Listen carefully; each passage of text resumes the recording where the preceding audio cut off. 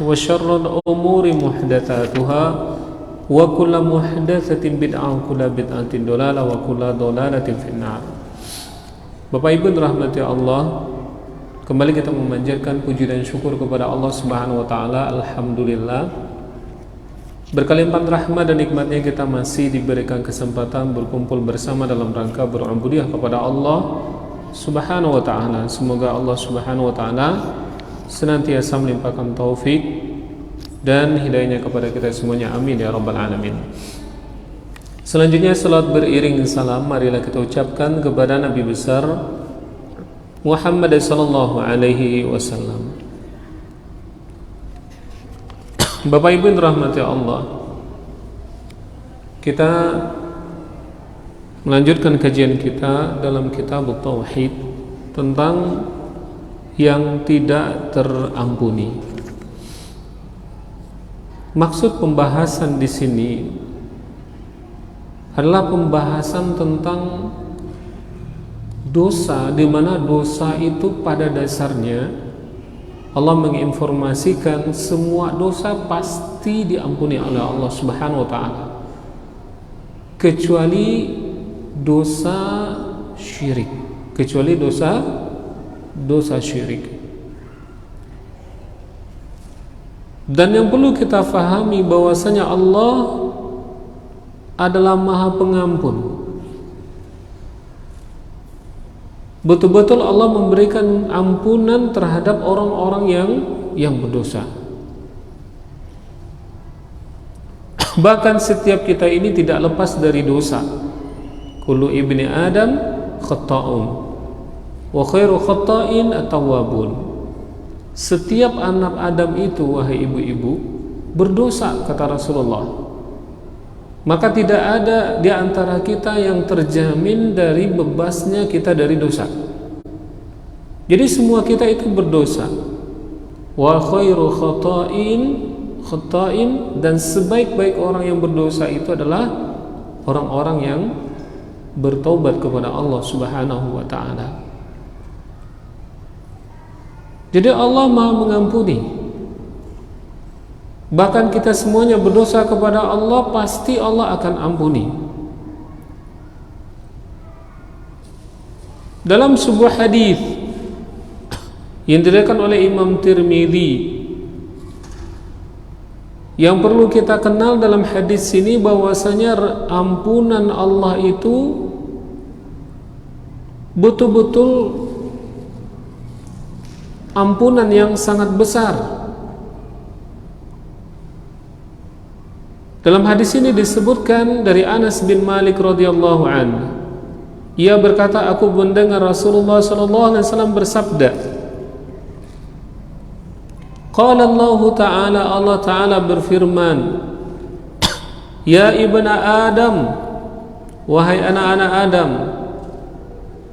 lau ataitani bi qurabil ardi khataya, jika kamu datang kepadaku dengan membawa dosa sejagat raya, thumma lakitani la tusyriku bi syai'a, namun kamu menemuiku dalam keadaan, maksudnya setelah meninggal, dalam keadaan tidak menyekutukanku dengan sesuatu pun, la ataituka biqurabiha maghfiratan, pasti aku akan datang kepadamu dengan membawa ampunan sejagat raya pula.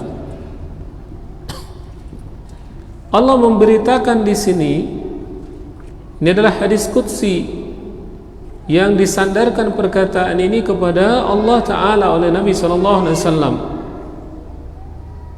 di mana bagi orang-orang yang berdosa, seandainya dia menemui Allah Subhanahu wa taala dengan dosa sejagat raya, namun dia menemui Allah tidak berbuat syirik sedikit pun, la ataituka biqurabiha maghfirah, Allah mengatakan, aku akan datang kepadamu dengan ampunan sejagat raya pula. Jadi Masya Allah, bagi orang-orang yang berdosa, bahkan dosanya itu adalah dosa sejagat raya, pasti akan diampuni oleh Allah Subhanahu wa ta'ala. Dosa itu, wahai ibu-ibu, pasti akan diampuni selama orang tersebut tidak membawa dosa kesyirikan. Hadis ini menunjukkan kepada kita betapa besar dan maha pengampunnya Allah Subhanahu wa ta'ala, maha pengasihnya kepada kita. Justru kita yang berdosa, bahkan sepenuh bumi dosa kita, sejagat raya dosa kita, pasti Allah akan ampuni selama tidak berbuat kesyirikan. Jadi ada satu di sana yang menjadi catatan, wahai ibu-ibu.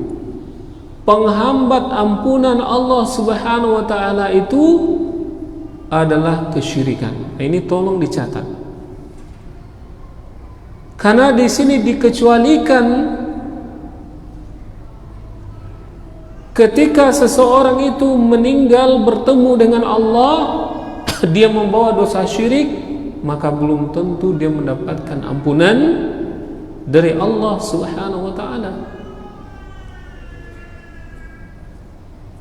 Kalau dia berbuat zina, membunuh orang, merampok, minum minuman keras, dosanya sepenuh bumi, pasti diampuni. Walaupun dia meninggal dalam kondisi seperti itu, selama dia tidak berbuat syirik kepada Allah, pasti Allah akan ampuni.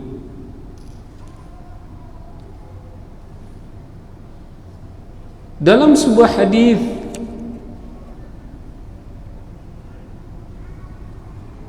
tentang bitaqah, yusahu birrajulin min ummati yaumal qiyamah, pada hari kiamat kelak salah seorang hamba dari umatku akan dipanggil dengan suara yang keras, ala ru'usi khalaik, di tengah kerumunan manusia. Fayunsharu alaihi 99 sijillan, lalu dibukakanlah atau dibentangkan kepada dia 99 catatan. Kullu sijillin muddul basar, yang setiap catatan tersebut panjangnya sejauh mata memandang. Thumma yaqulullahu azza wa jalla, kemudian kata Nabi, Allah berkata ketika itu, hal tunkiru min hadza syai'a. Lalu kepada orang itu Allah berkata, wahai fulan, apakah engkau mengingkari sesuatu dari catatan ini? Ketika dibuka 99 catatan, satu catatan itu sejauh mata memandang, jumlahnya 99 malahan, satu saja sudah sejauh mata memandang. Hal tunkiru min hadza syai'a, dia menyebutkan, Allah bertanya, wahai fulan, apakah ada engkau ingkari satu catatan? Fayaqulu la ya Rabb, lalu orang ini mengatakan, tidak wahai Rabb. Fayaqul, lalu Allah mengatakan lagi, azolamatka katabati al-hafidhun, wahai fulan, apakah malaikat pencatat amal telah menzalimimu dalam catatan ini? Fayaqul la ya Rabb, lalu dia mengatakan, tidak wahai Allah. Thumma yaqulu alaka udhrun alaka hasanatun, lalu Allah bertanya lagi, engkau punya uzur, engkau punya kebaikan. Allah bertanya, wahai fulan, apakah engkau ada uzur melakukan dosa ini? Atau bahkan mungkin di sisi lain engkau ada kebaikan. Fayahabur rajulu, lalu orang ini ketakutan. Fayaqul, lalu dia mengatakan, la, tidak. saya tidak punya uzur, dan saya tidak punya kebaikan. Orang ini sudah ketakutan, wahai ummahat, karena dari 99 catatan, yang satu catatan itu adalah muddul basar, ya, muddul basar, sejauh mata memandang, apalagi 99 catatan di sini. Tidak ada kebaikan dan tidak ada uzur dia melakukan keburukan-keburukan dari 99 catatan ini. Lalu Allah tanya, apakah bagimu ada kebaikan? Lalu orang ini mengatakan, tidak ada ya Allah. Lalu Allah membantah, fayaqul bala inna laka indana hasanatin. Wahai fulan, kamu punya kebaikan. Inna laka indana hasanatin, sesungguhnya engkau punya kebaikan-kebaikan yang tercatat di sisi kami. Lalu Allah lanjutkan, wa innahu la dzulma 'alaikal yaum, sesungguhnya kamu tidak akan dizolimi pada hari ini. Fatukhraju lahu bitaqah, lalu dikeluarkan kepadanya satu kartu, fiha asyhadu an la ilaha illallah wa anna muhammadan abduhu wa rasuluh. Dikeluarkan satu kartu milik dia, lalu tertulis di kartu tersebut, asyhadu an la ilaha illallah wa anna muhammadan abduhu wa rasuluh. Jadi tulisan di sini adalah dua kalimat syahadat. Jadi dia punya kartu kebaikan, dua kalimat syahadat. Fayaqul, Allah bertanya, orang ini mengatakan, ya Rabb, ma hadhil bitaqa ma'a hadhis sijillat. Orang ini bertanya kepada Allah, ya Allah, wahai Rabb, apalah artinya kartu asyhadu an la ilaha illallah wa anna muhammadan abduhu wa rasuluh ini dibanding dengan 99 catatan yang buruk? Fayaqul, lalu Allah jawab, innaka la tudlam, sesungguhnya kamu tidak akan terzolimi hari ini. Fatuda'us sijillatu fi kiffatin wal bitaqah fi kiffatin, maka diletakkanlah 99 catatan tersebut dalam satu timbangan, dan satu kartu la ilaha illallah wa anna muhammad rasulullah dalam timbangan yang lain. Fatashat as-sijillatu wa thaqulat bitaqah. Lalu Rasul mengatakan, dan ternyata catatan-catatan keburukan tadi terlontar akibat beratnya bitokoh atau kartu tersebut. Rupanya dalam hadis ini diberitakan bahwasanya dosa-dosa pasti Allah ampuni, bahkan kalimat tauhid lebih berat daripada dosa 99 catatan dosa. Ini Masya Allah, wahai ummahat, betapa besarnya kasih sayang Allah selama hambanya mengakui asyhadu an la ilaha illallah wa anna muhammadar rasulullah. Kalau ada pertanyaan, Ustadz, ini gimana? Sudah banyak dosa tapi kok bisa terlempar dengan asyhadu an la ilaha illallah wa asyhadu anna muhammadar rasulullah? Pertemuan sebelumnya kita sudah menjawab hal ini dengan contoh. Kalau di kantor saya ada orang masuk Islam, di antaranya hanya sebulan dia jadi Muslim, ya, ada yang melebihi dari itu.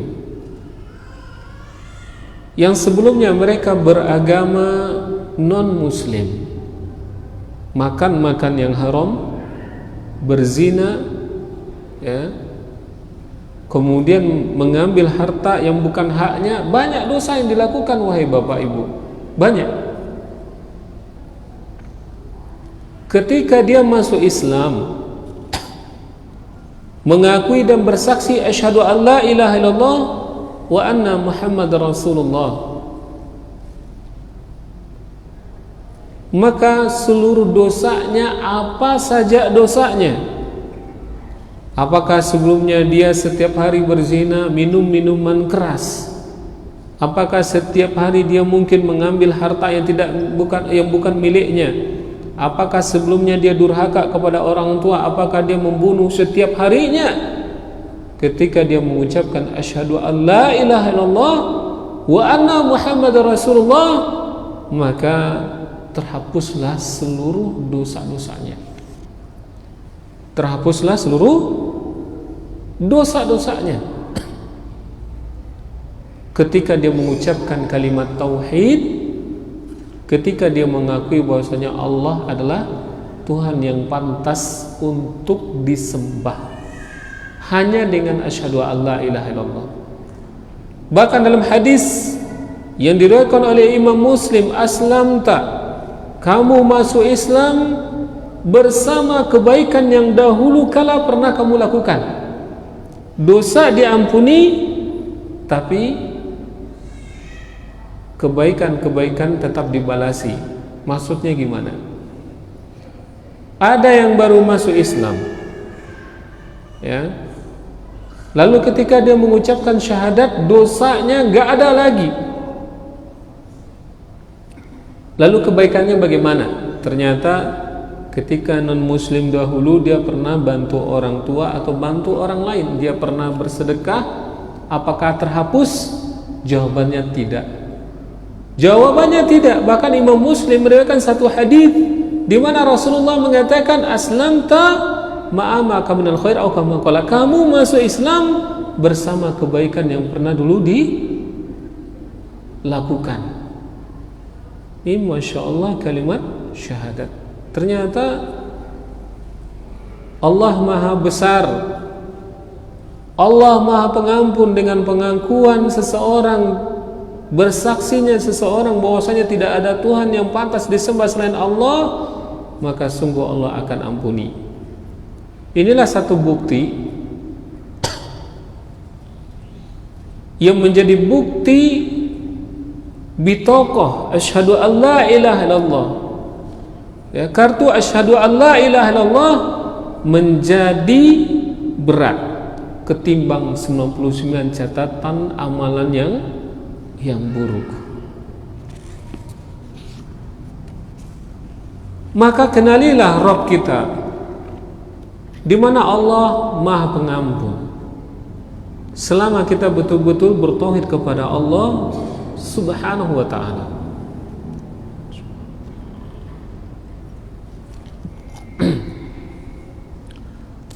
Ibu-ibu yang dirahmati Allah Subhanahu wa ta'ala, pertanyaan selanjutnya,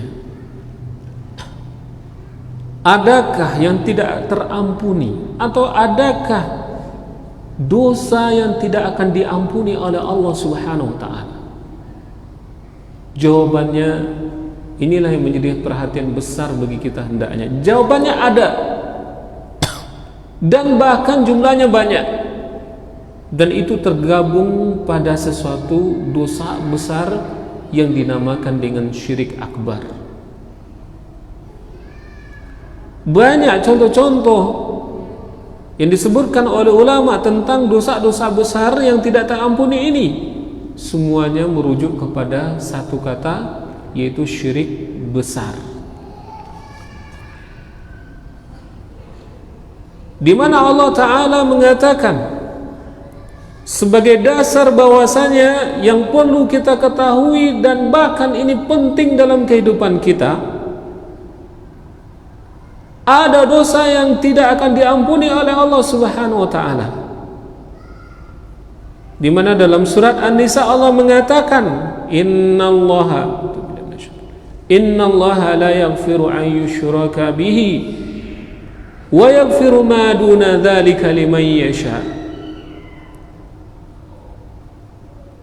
Surat An-Nisa ayat 48 mengatakan kepada kita, innallaha, sesungguhnya Allah, la yaghfiru an yushraka bihi, tidak mengampuni dosa syirik, Wa yaghfiru ma duna dzalika liman yasha. Dan Allah mengampuni dosa selain dari kesyirikan. Liman yasha, bagi orang yang dikehendaki oleh Allah Subhanahu wa ta'ala. Ayat ini sebagai bukti bahwasanya ada dosa yang tidak akan diampuni oleh Allah Subhanahu wa ta'ala. Kita sebutkan dalilnya lagi. Innallaha la yaghfiru an yushraka bihi wa yaghfiru ma duna dzalika liman yasha. Sesungguhnya Allah Ta'ala la yaghfiru, tidak akan mengampuni, an yushraka bihi, tidak mengampuni dosa syirik, wa yaghfiru ma duna dzalika liman yasha, dan Allah mengampuni dosa selain dari kesyirikan. Surat An-Nisa ayat 48. Nah, di sini akhwat, coba kita perhatikan ayatnya. Innallaha, inna ini adalah untuk litakid, penguatan. Jadi dengan penguatan Allah berbicara di sini, sungguh, benar-benar. Maka pembicaraan ini tolong dihujamkan dalam hati kita, karena ini adalah sesuatu yang mesti kita perhatikan dan sangat penting dalam kehidupan kita. Apa kata Allah? Sungguh benar-benar Allah la yaghfiru, tidak akan ampuni, ayyushraka bihi, orang yang berbuat syirik kepada Allah, wa yaghfiru ma duna dzalika liman yasha, dan Allah mengampuni duna, yang di bawah itu, yaitu dosa selain dari syirik, liman yasha, bagi orang yang Allah kehendaki. Nah, kalau kita perhatikan ayat ini, dosa itu disebut ada dua di sini. Pertama adalah dosa syirik. Yang kedua adalah dosa selain dari kesyirikan. Syirik adalah seseorang yang mengadakan tandingan selain Allah Subhanahu wa ta'ala, dan dia menyamakan yang lain sama seperti Allah Subhanahu wa ta'ala. Ini adalah kesyirikan. Banyak makna kesyirikan yang disebutkan, walhasil di sini salah satu maknanya adalah ittikhadun niddi ma'alillah, ma'allah, mengangkat atau mengakui tandingan atau imbangan bagi Allah Subhanahu wa ta'ala. Jadi ada tandingan, ada imbangan, diakui sama dengan Allah Subhanahu wa ta'ala. Ini adalah kesyirikan. Allah tempat beribadah, lalu dibuat juga ibadah yang lain yang ditujukan kepada selain Allah.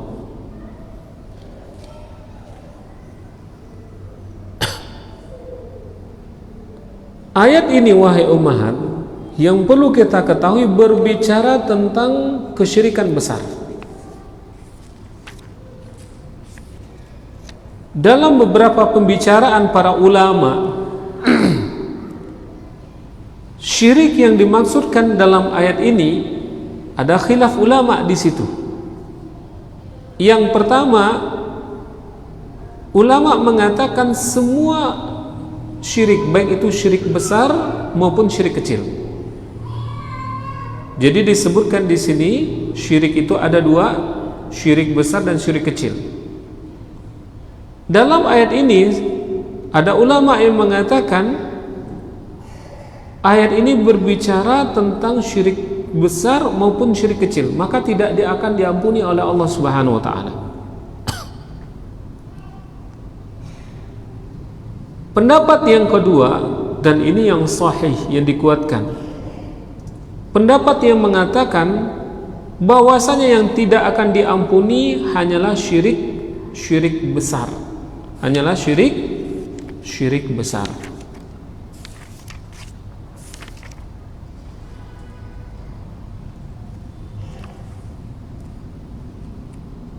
Jadi walhasil yang tidak akan diampuni menurut pendapat yang kuat itu adalah syirik besar.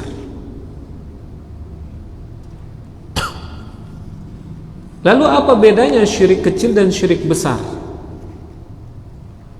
Disebutkan 3 perbedaan.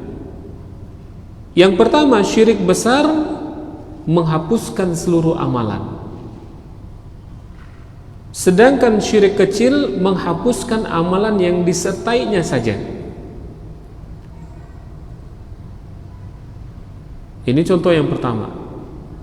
Ini beda yang pertama. Beda kedua, syirik besar mengakibatkan pelakunya kekal di neraka, dan syirik kecil, ibu-ibu, ini tidak sampai demikian.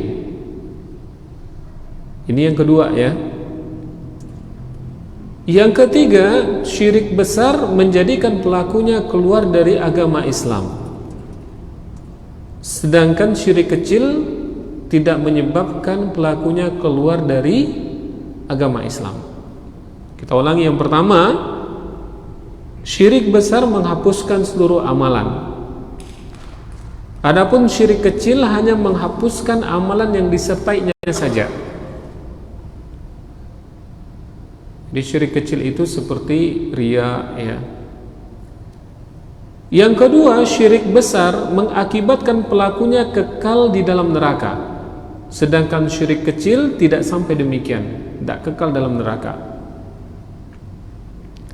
Syirik besar menjadikan pelakunya keluar dari agama Islam, sedangkan syirik kecil tidak menyebabkan pelakunya keluar dari agama Islam ya, agama Islam. Dalam ayat ini, sebagai pokok pembahasan tentang yang tidak diampuni di sini, innallaha, sesungguhnya Allah tidak mengampuni dosa syirik. Pendapat yang terkuat mengatakan yang tidak diampuni itu adalah syirik besar. Wa yaghfiru ma duna dzalika liman yasha, dan Allah mengampuni dosa selain dari kesyirikan bagi siapa yang Allah kehendaki. Ayat ini, wahai ummahat, ibu-ibu, ini mengajarkan kepada kita ibu-ibu ya,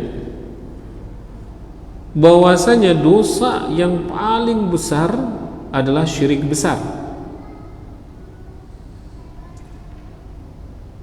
Kalau ibu-ibu perhatikan tentang hadis yang kita bacakan tentang betapa luasnya ampunan Allah Subhanahu wa taala, kita mengenal Allah pasti Maha Pengampun.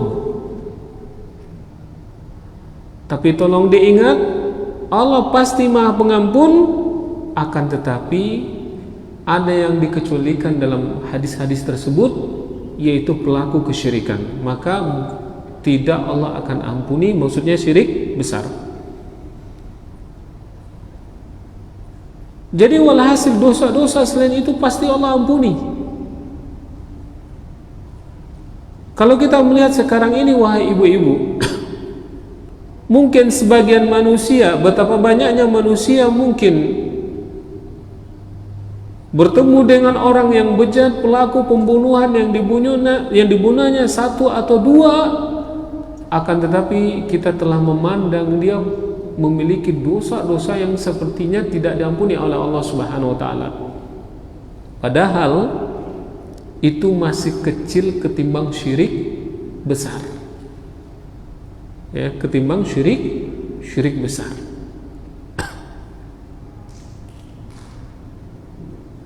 Dan bahkan mungkin kalau kita lihat sekarang itu ibu-ibu, banyak orang yang tidak perhatian atau masih bingung contoh syirik besar yang justru akan menghantam dia dan membenamkan ke dalam neraka, bahkan selama-lamanya di neraka.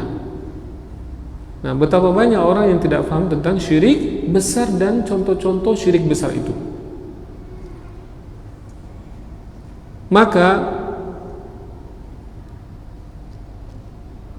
yang perlu ibu-ibu pahami lagi adalah tolong ibu-ibu belajar apa saja syirik besar. Nah, nanti insya Allah kita akan menyambung contoh-contoh syirik besar nanti. Ancaman terhadap syirik besar ini, kita sebutkan ancamannya dahulu. Mudah-mudahan cukup waktu ini. Syirik besar, dan ini adalah dosa yang paling besar, mendatangkan kebinasaan yang luar biasa. Kebinasaan pertama, ini poin yang pertama, adalah gugurnya seluruh amalan. Jadi dilakukan syirik besar ini, maka akan menggugurkan seluruh amalan. Maka gugurnya maksudnya adalah terhapusnya seluruh amalannya. Allah mengatakan sebagai buktinya ini surat Az-Zumar ayat 65. Surat Az-Zumar ayat 65. Allah mengatakan kepada Nabi Muhammad sallallahu alaihi wasallam, "Wa laqad uhiya ilaika wa ilal ladzina min qablika la in asyrakta la yahbatanna 'amaluka wa la takunanna minal khasirin." Dan sungguh telah diwahyukan kepadamu dan kepada orang-orang sebelum kamu wahai Muhammad, kata Allah, la in asyrakta la yahbatanna 'amaluka. Kalau seandainya kamu berbuat kesyirikan wahai Muhammad, la yahbatanna 'amaluka, maka akan gugurlah seluruh amalanmu, wala takunanna minal khasirin, dan benar-benar kamu akan menjadi orang-orang yang merugi. Surat Az-Zumar ayat 65. Ya, surat Az-Zumar. Allah mengatakan kepada Nabi Muhammad sallallahu alaihi wasallam, "Wa laqad uhiya ilaika", wahai Muhammad, sungguh telah diwahyukan kepadamu. Lalu Allah tambah lagi, "Wa ilal ladzina min qablika", dan kepada rasul-rasul. Syahsadi mengatakan min jami'il anbiya, yaitu kepada rasul-rasul sebelum kamu semuanya. Maksudnya seluruh nabi, baik nabi maupun rasul, diwahyukan masalah ini. Gak ada yang tinggal dari rasul dalam masalah ini. Apa kata Allah Ta'ala? La in asyrakta, wahai Muhammad, kalau engkau berbuat kesyirikan. Nah, ini adalah objeknya adalah Nabi Muhammad sallallahu alaihi wasallam. La in asyrakta, wahai Muhammad, kalau seandainya kamu berbuat kesyirikan, Allah ancam, la yahbatanna 'amaluka, maka akan gugur seluruh amalanmu, wala takunanna minal khasirin, dan kamu benar-benar akan termasuk orang-orang yang merugi. Dalam tafsir Taisir Karimah Rahman, yaitu Syekh Sa'di mengatakan hadza mufrad mudhaf ya'ummu kullu amalin fa fi nubuwati jami'il anbiya inna syirka muhbitun li jami'il a'mal. Beliau mengatakan la yahbatanna 'amaluka, sungguh ketika kamu berbuat syirik kepada Allah wahai Muhammad, maka seluruh amalanmu akan gugur. Amaluka, amalmu di sini adalah mufrad mudhaf. Ya, bentuk susunannya adalah mufrad mudhaf. Ya ummu kullu amalin. Maksud di sini amaluka itu adalah seluruh amal. Jadi yang digugurkan oleh syirik besar ini amalan seluruhnya, nggak ada lagi pahala kita. Dan di sini objeknya adalah Nabi Muhammad SAW. Amaluka, amalanmu wahai Muhammad. Di sini wahai ibu, Nabi Muhammad saja yang luar biasa amalannya dibanding kita. Betapa banyaknya beliau beramal kepada Allah Ta'ala. Kalau sempat berbuat syirik besar, apa yang terjadi? Amalanmu tidak ada lagi wahai Muhammad, ya. Wala takunanna minal khasirin, ya. Jadi di sini ya ummu kullu amalin, semua amal dihapuskan oleh syirik besar. Waliyadu billah, semoga Allah lindungi kita dari ini. Ada orang yang berbuat syirik besar cuma 5 menit, namun tolong diingat, seluruh amalan dari dia dahulu kecil sampai besar, mukallaf sampai dia tua, tidak ada harganya lagi, tidak ada nilainya lagi. Inna syirka muhbitan li jami'il a'mal. Syekh Sa'di mengatakan syirik besar ini menghapuskan seluruh amal. Ini bahayanya ibu-ibu, ya, syirik besar. Nah, coba lihat lagi surah Az-Zumar ini. Ini pesan untuk Nabi Muhammad yang amalannya luar biasa, diancam oleh Allah.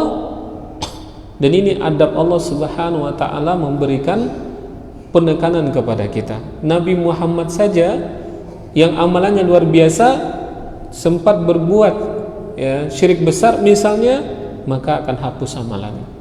Mimbabil aula, tentunya yang lebih utama ibu-ibu kita. Berapalah amalan kita? Sempat berbuat syirik besar, maka akan hapuslah seluruh amalan kita. Nah, di sini tolong kita perhatikan wahai ibu-ibu, kerasnya, ya, peringatan Allah Ta'ala efek dari kesyirikan yang satu ini, maksudnya syirik besar ini. Di sini disebutkan, saya tekankan lagi, Rasulullah saja dan seluruh para nabi, tambahannya adalah para nabi sebelum Nabi Muhammad SAW, bisa gugur seluruh amalannya oleh syirik besar. Lalu bagaimana lagi dengan kita? Tentu kita lebih parah loh dari itu nih. Karena kita tidak seperti nabi, ya, amalan kita seketek, ya. Jadi sebagai contoh di sini disebutkan kita adalah manusia akhir zaman wahai ibu-ibu. Usia kita rata-rata 50 sampai 60. Mungkin selama itu ketika kita balik umur 15, anggap kita umur 50 tahun, berarti 35 tahun misalnya kita beribadah, sholat, ibu-ibu puasa, bu, misalnya zakat ibu-ibu, berhaji ibu-ibu, umroh kita, bersedekahnya kita, berbaktinya kita kepada orang tua, ya, dan banyak ibadah, baca Al-Quran, sholat sunat, tahajud dan sebagainya. Namun bersamaan dengan itu ternyata ada syirik besar yang dilakukan. Contohnya menyembelih, ya, contohnya salah satunya adalah menyembelih binatang untuk selain Allah. Ini yang pernah kita bahas pertemuan sebelum ini. Kemudian dia meninggal sebelum bertobat. Nah, ini sebagai catatan juga. Sebelum bertobat dia meninggal. Jadi dia potong, dia sembelih hewan untuk selain Allah. Seperti kemarin kita kan membahas menyembelih hewan untuk berobat, ya, ada orang yang menyembelih, yang tukang sembelihnya dia menyembelihnya untuk selain Allah, mungkin untuk jin.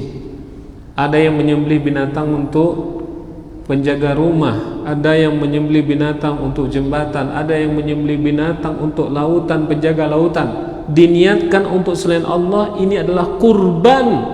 Sebagaimana salat hanya untuk Allah, begitu juga kurban, akan tetapi diberikan kepada selain Allah. Sebelum dia bertobat, dia meninggal. Apa efeknya? Muhbiton li jami'il amal. Kesyirikan seperti ini akan menghapuskan seluruh amalannya. Menghapuskan seluruh amalannya kalau dia meninggal sebelum bertaubat. Nah, catatan di sini tolong diingat, kalau dia meninggal sebelum bertobat.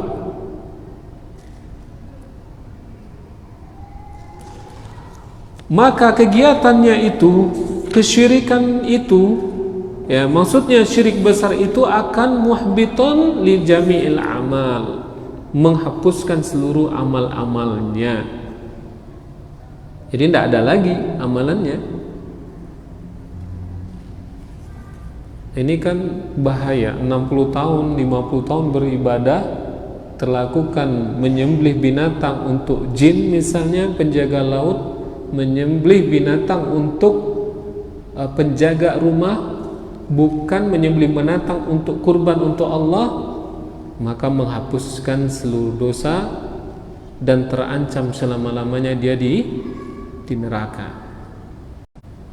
Ini tolonglah merasa terancam dalam masalah ini. Yang lain seperti di mana doa hanya dipanjatkan meminta kepada Allah, dan hanya Allah lah yang bisa mengabulkan hal itu. Namun ada seseorang, waliyadzubillah, semoga kita dilindungi dari ini, meminta kepada jin misalnya, atau orang yang berada di kuburan ini sebagai contoh, lalu diminta sesuatu yang tidak mungkin dia akan kabulkan, apalagi meminta kepada orang mati. Syekh, banyakkan rezeki saya, ya Syekh, tolong lindungi saya, Syekh, tolong ini segala penyakit di jasad saya, ya, dan sebagainya, dan mungkin itu hanya Allah yang bisa menyehatkan, lalu diminta kepada orang yang tidak mampu, berdoa di situ.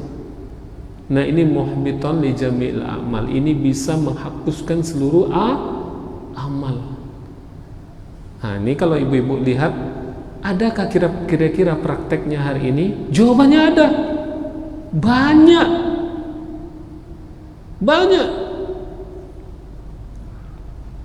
Bahkan saya bertemu sendiri dengan salah seorang yang menyatakan dirinya bisa berobat, mengobati maksudnya, ya, dengan praktek-praktek pengobatan. Waktu itu ibu-ibu, ana memeriksa wali nikah, karena salah satu syarat, ya, di satu mazhab wali nikah itu mesti adalah beragama dan menjaga agamanya. Kemudian ketika saya tanya anaknya, Fulanah, ini ayah gimana, sholat apa enggak? Dia jawab, ayah enggak sholat pak. Terus, ya enggak bisa lah jadi wali nikah. Kalau mau ayahnya jadi wali nikah, tolong datang ke sini. Akhirnya ayahnya datang. Saya tanya, pak, kok enggak sholat? Lalu dia mengatakan, Ustaz, saya ini lebih tahu agama dari Ustaz. Ini qadarullah, ya. Yang saya tanya, Pak, sholat bukan masalah saya tahu agama atau Bapak tahu agama, tidak. Bapak kenapa tidak sholat? Pak, saya sholat itu sholat, Ustaz, saya sholat itu sholat yang paling utama, sholat yang paling inti. Saya tanya, Pak, bukan itu. Saya tanya, Bapak sholat 5 waktu ataukah tidak? Kalau iku ya mau tidak ada sholat 5 waktu dulu, tapi sholat ambo sholat tahajud, sholat paling inti.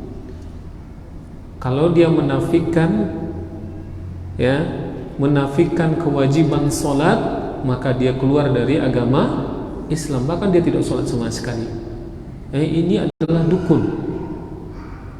Lalu dia praktek, bahkan menyampaikan kepada pasien untuk taat kepada Allah, dinasihati secara agama, lalu dia katakan, kalau iko berubek ko medek-medeko lah. Dikasih, ya Allah, betapa saya bertemu sendiri dengan orang-orang seperti itu.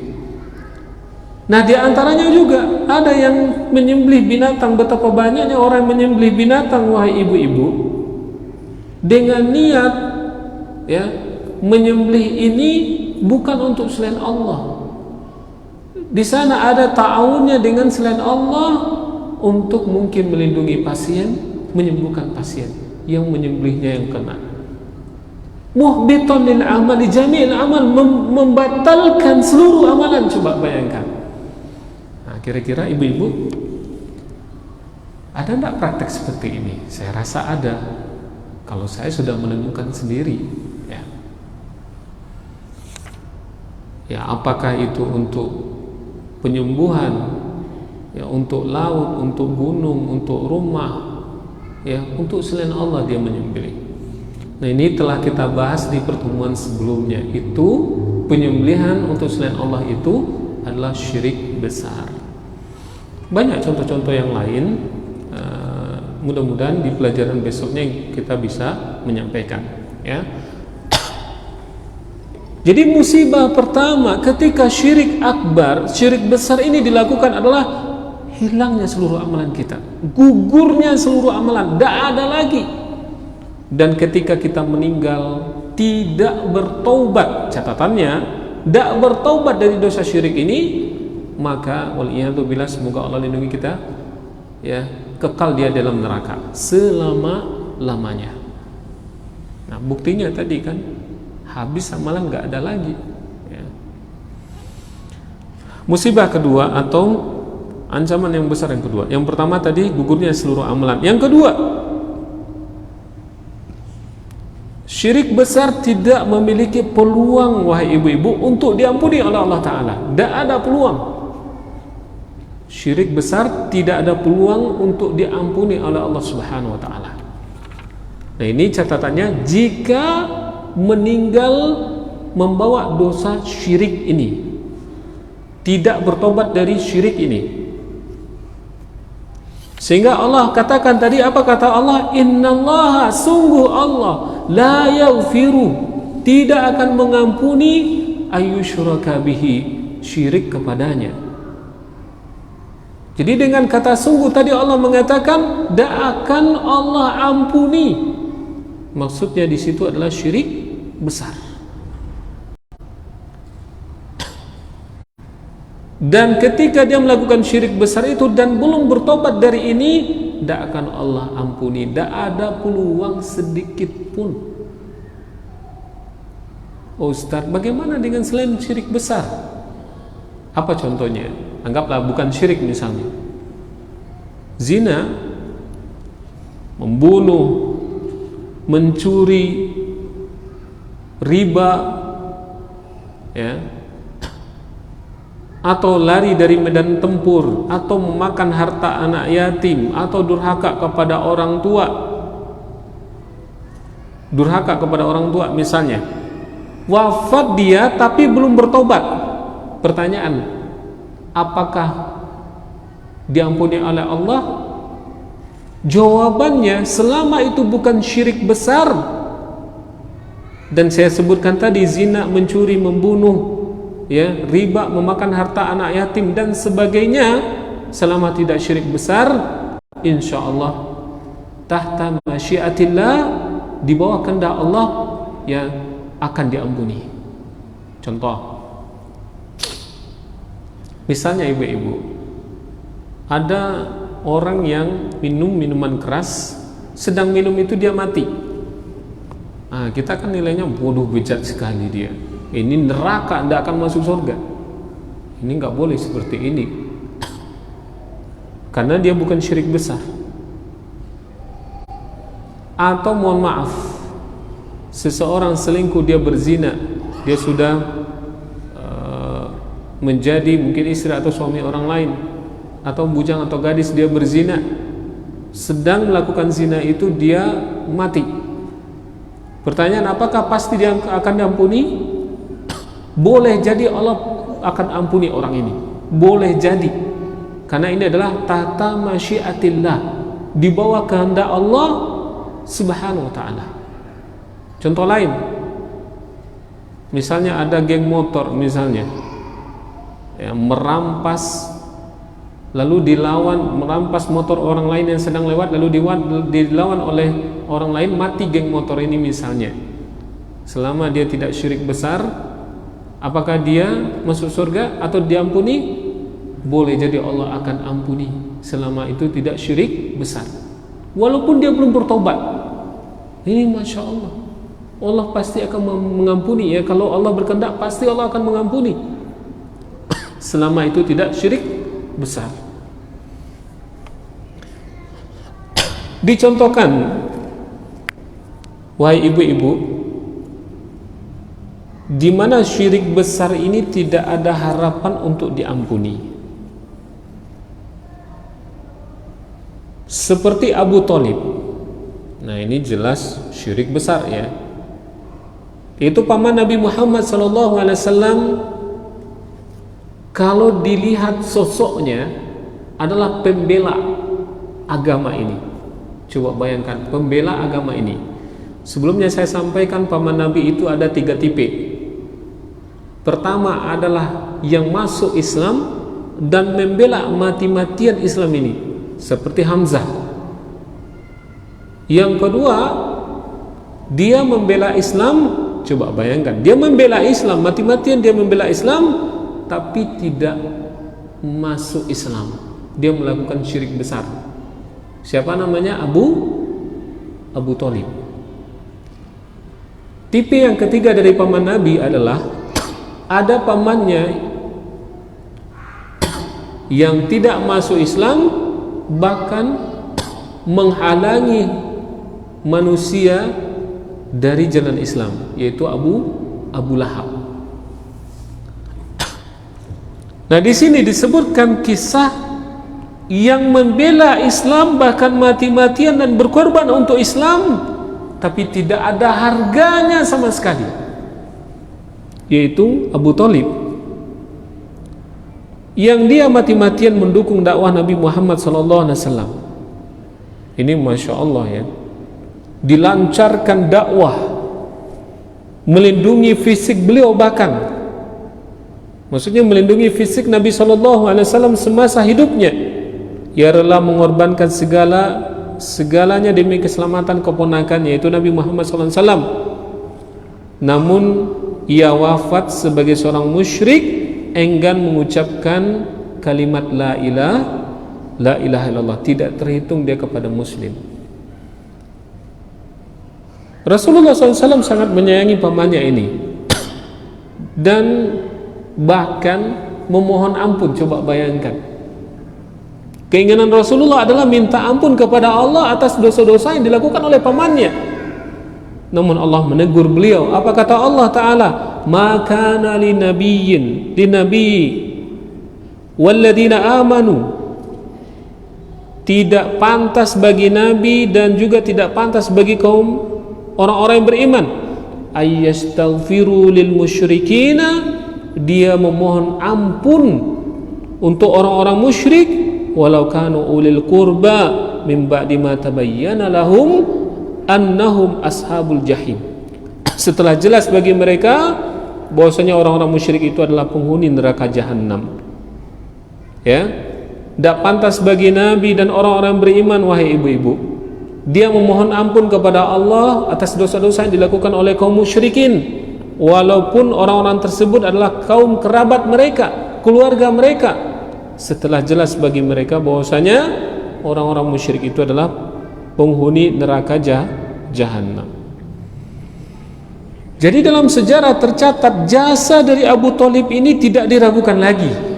Tapi tolong diingat, tidak ada nilainya di sisi Allah Subhanahu wa ta'ala, karena dia musyrik. Musyrik ini dia juga mengakui ketuhanan Allah, tapi dia juga menyembah berhala. Ya, menyembah berhala. Nah, adapun ya, zina, merampok, membunuh, durhaka kepada orang tua, yang berkaitan dengan hak hamba lah gitu, hak manusia lah, pasti akan diampuni oleh Allah Subhanahu wa ta'ala. Bahkan mungkin meninggal dia dalam kondisi itu, ada kemungkinan juga Allah pasti akan mengampuni. Ini yang kedua ya, tidak ada peluang ini diampuni dosanya. Nah, ini bagi syirik besar, kalau meninggal dalam syirik besar. musibah ketiga. Ya. Yang pertama tadi gugur seluruh amalan. Yang kedua, mustahil mendapatkan peluang atau tidak memiliki peluang untuk diampuni. Yang ketiga, wafat dalam syirik akbar, mustahil masuk surga. Mustahil ini tidak akan sama sekali masuk surga. Ini yang ketiga, mustahil masuk surga. Jadi orang-orang yang melakukan syirik besar dan belum bertobat dari syirik besarnya lalu dia meninggal, kekal dia di neraka jahanam selama-lamanya. Buktinya apa? Surat Al-Maidah 72. Allah mengatakan, innahu may yusyrik billahi faqad harramallahu alaihimul jannata wa ma'wahun nar wa ma lidh-dhalimin min ansar. Allah mengatakan, surah Al-Maidah ayat 72, innahu, sesungguhnya orang-orang yang berbuat kesyirikan, faqad harramallahu alaihimul jannah, Allah haramkan, sungguh benar-benar Allah haramkan baginya surga, wa ma'wahun nar, dan tempat kembalinya adalah neraka jahanam, wa ma lidh-dhalimin min ansar, tidak ada penolong bagi orang-orang yang, satu penolong pun bagi orang-orang yang zalim. Waliyazubillah. Jadi ini luar biasa khawatirnya kita, ya. Kenapa? Tidak ada peluang masuk surga, tidak ada peluang, mustahil masuk surga. Coba bayangkan. Nah, ini ahwanul azab. Dalam hadis yang diriwayatkan oleh Imam Muslim, azab yang teringan itu pakai sandal, ketika makainya menggelegak benak, dari benak itu timbullah api, sampai orang ini merasakan, mengira bahwasanya tidak ada lagi, wahai ibu-ibu, yang lebih berat dari ini. Ini dosa yang paling berat. Dalam hadis itu dikatakan tidak, tapi ini adalah azab yang teringan. Bahkan setiap hari itu di neraka azabnya ditingkatkan. Tidak akan sama hari pertama dengan hari kedua, ditingkatkan. Semakin lama semakin meningkat azab itu. Hari pertama, hari kedua, sampai tidak ada batasnya sama sekali. Waliyadzubillah. Semoga Allah lindungi kita dari ini, ya. Dan tolong diingat, innahu may yusyrik billah, sesungguhnya orang yang berbuat kesyirikan kepada Allah, faqad harramallahu alaihimul jannata, Allah haramkan surga baginya, dan tempat kembalinya adalah neraka jahanam. Wa ma lidh-dhalimin min ansar, tidak ada penolong, satu penolong pun dari orang-orang yang kepada orang-orang yang zalim. Ini kalau wafat melakukan kesyirikan besar dan belum bertobat, nah inilah ancaman besarnya.